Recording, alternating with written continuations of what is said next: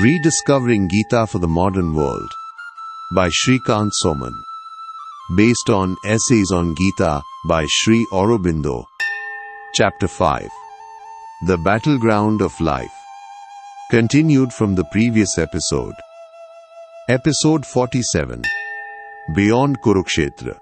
From Strife to Transcendence. The courage to see God's dual nature. The path from destruction to immortality. Key takeaways. Courage in Indian spirituality. The necessity of acknowledging the truth.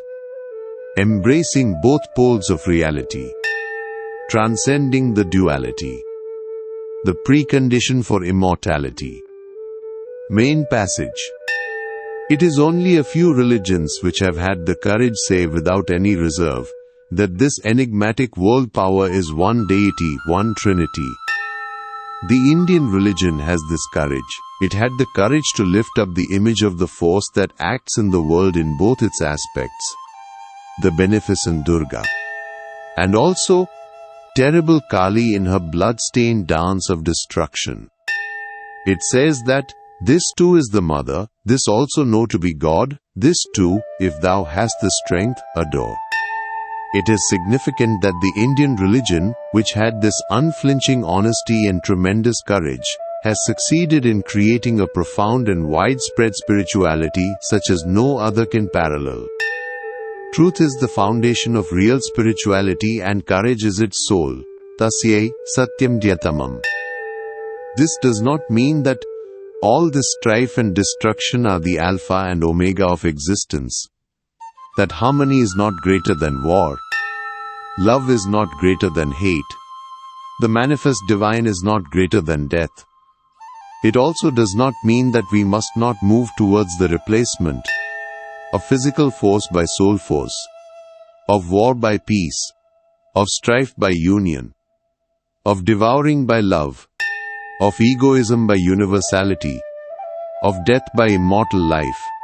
We have to realize and understand the other side of the final truth.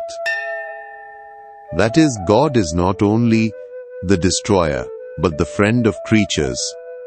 Not only the cosmic Trinity, but the transcendent. And the terrible Kali is also the loving and beneficent mother. The Lord of Kurukshetra is the divine comrade and charioteer, the attractor of beings, incarnate Krishna. Through all his explanations he may be attracting us to whatever goal or Godhead, and irrespective of wherever and whatever he is driving at the moment through all the strife and clash and confusion, one thing is absolutely certain. He is leading us eventually to some transcendence of all these aspects upon which we have been so firmly insisting. We have now to discover as to where, how, with what kind of transcendence and under what conditions this journey takes place. The first necessary condition for this to happen is to see the world as it is. We have to rightly observe and value his action as it reveals itself at the start and now. Once we fulfill these conditions, then the way and the goal will better reveal themselves. We must first acknowledge Kurukshetra. We must first fearlessly submit to the law of life by death. Before we can find our way to the life immortal, we must open our eyes, with a less appalled gaze than Arjuna's, to the vision of our Lord of time and death. We must cease to deny, hate or recoil from the universal destroyer. Then only will our understanding of the final truth be clear and precise. This is a concluding episode of Chapter 5, The Battleground of Life. In next episode 48, we will start with Chapter 6, Man and the Battle of Life.